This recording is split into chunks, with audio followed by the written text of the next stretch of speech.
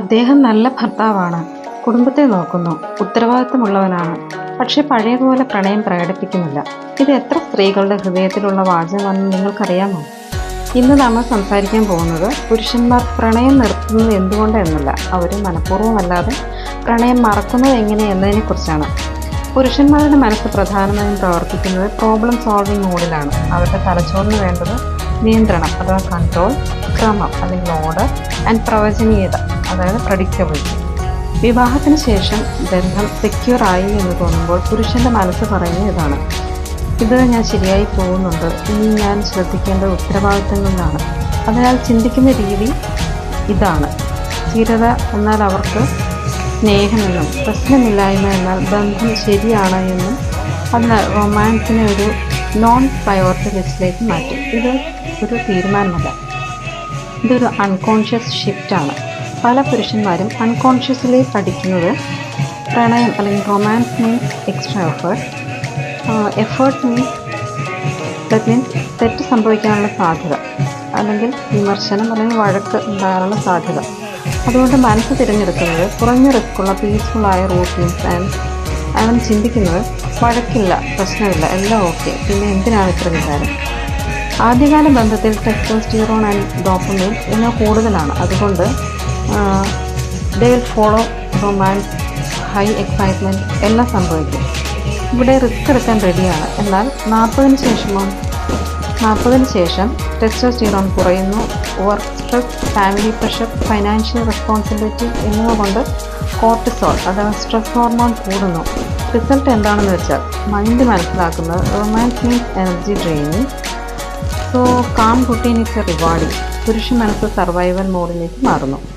Evolutionary explanation എന്താണെന്ന് വെച്ചാൽ പുരുഷന്റെ ജോലി സ്വന്തം ടെറിട്ടറിയെയും കുടുംബത്തെയും സംരക്ഷിക്കുക, സ്ഥിരത കൊണ്ടുവരിക എന്നിവയാണ്. സ്ത്രീയുടെ ജോലിയാണ് ബന്ധം ദൃഢമാക്കുക, ബോണ്ടിങ് കൊണ്ടുവരിക എന്നത്. മെയ്റ്റ് സെക്യൂർ ആയാൽ പുരുഷന്റെ ശ്രദ്ധ മുഴുവനും സുരക്ഷയും റിസോഴ്സസ് ഒരുക്കുന്നതിലുമാണ്. സ്ത്രീയുടെ ശ്രദ്ധ വികാരബന്ധം ഊഷ്മളമാക്കുക. ഇതാണ് ബയോളജിക്കൽ മിസ്മാച്ച് എന്ന് പറയുന്നത്. ഇതൊരു വ്യക്തിപരമായ കാര്യമല്ല, ഇത് പുരാതനമായൊരു ബ്രെയിൻ വയറിനാണ്. ഇവിടെ പുതിയതായി സംഘർഷങ്ങളൊന്നും ഉണ്ടാകാനില്ല. അതിനാൽ റൊമാൻസ് ഒരു നെസസിറ്റി അല്ല എന്ന ചിന്ത പുരുഷന് വരികയും അതുപോലെ ഇമോഷണൽ എക്സ്പ്രഷൻസ് ഒരിക്കലും ഒരു ഉത്തേജകമല്ല എന്നതുകൊണ്ടുമാണ് ഇത് സംഭവിക്കുന്നത്. സ്ത്രീകൾ ഇതിനെ മനസ്സിലാക്കുന്നത് അദ്ദേഹത്തിന് എന്നോട് ആകർഷണം നഷ്ടപ്പെട്ടു അല്ലെങ്കിൽ പ്രാധാന്യം നഷ്ടപ്പെട്ടു, ഞാൻ അദ്ദേഹത്തിൻ്റെ മുൻഗണനയല്ല, ഇമോഷണൽ നെഗ്ലക്റ്റ് അല്ലെങ്കിൽ അവഗണനയായി കരുതുന്നു. ഇവയെല്ലാം സ്ത്രീ ഇമോഷണലി ഇൻസെക്യൂരിറ്റി ഉണ്ടാക്കുകയും ഇമോഷണലി കണക്ട് ചെയ്യാൻ ശ്രമിക്കുകയും ചെയ്യും. പക്ഷേ ഇത് പുരുഷന്മാരിൽ കൂടുതൽ സംഘർഷം കൊണ്ടുവരികയും ചെയ്യുന്നു. പുരുഷൻ ഇതിനെ ഞാനെല്ലാം ശരിയായി ചെയ്യുകയാണ് എന്ന് ചിന്തിക്കുകയും അങ്ങനെ ഇവിടെ കോൺഫ്ലിക്റ്റ് ജനിക്കുകയും ചെയ്യുന്നു. സ്ത്രീ കൂടുതൽ അടുത്തിടപഴകൽ തേടുന്നു, എന്നാൽ പുരുഷൻ അത് സമ്മർദ്ദമായി കാണുന്നു. അതുമൂലം പുരുഷൻ പിന്മാറുന്നു, എന്നാൽ സ്ത്രീ അവഗണനയായി വായിക്കുകയും സ്ത്രീ വികാര ആവശ്യകത കൂട്ടുകയും ചെയ്യുന്നു. അപ്പോൾ പുരുഷൻ കൂടുതൽ പിന്മാറുകയാണ് ചെയ്യുന്നത്. ഇതൊരു ബയോളജിക്കൽ ലൂപ്പാണ്. പുരുഷന്മാർ മനസ്സിലാക്കേണ്ടത് സ്ഥിരത എന്നാൽ വിവാഹബന്ധം നിലനിർത്തുമെന്നാൽ പ്രണയം വിവാഹബന്ധത്തെ വാമായി നിലനിർത്തും. സ്ത്രീകൾക്കായി പറയുകയാണ്, പുരുഷന്റെ പ്രണയക്കുറവ് സ്നേഹക്കുറവല്ല, അതൊരു പ്രയോറിറ്റി ചേഞ്ച് മാത്രമാണ്. പുരുഷന്മാർക്ക് പ്രണയം തിരികെ വരുന്നത് അവർ ബഹുമാനിതരായി എന്ന് തോന്നുമ്പോൾ, വികാര സമ്മർദ്ദമില്ലാത്തപ്പോൾ, വിമർശനങ്ങളേക്കാൾ നന്ദി ലഭിക്കുമ്പോൾ.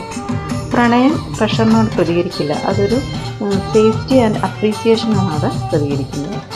പുരുഷന്മാർ സ്ഥിരത തേടുന്നത് സ്നേഹത്തിൻ്റെ ഭാഗമാണ്, പക്ഷേ സ്ത്രീകൾക്ക് പ്രണയം തന്നെ സുരക്ഷയാണ്.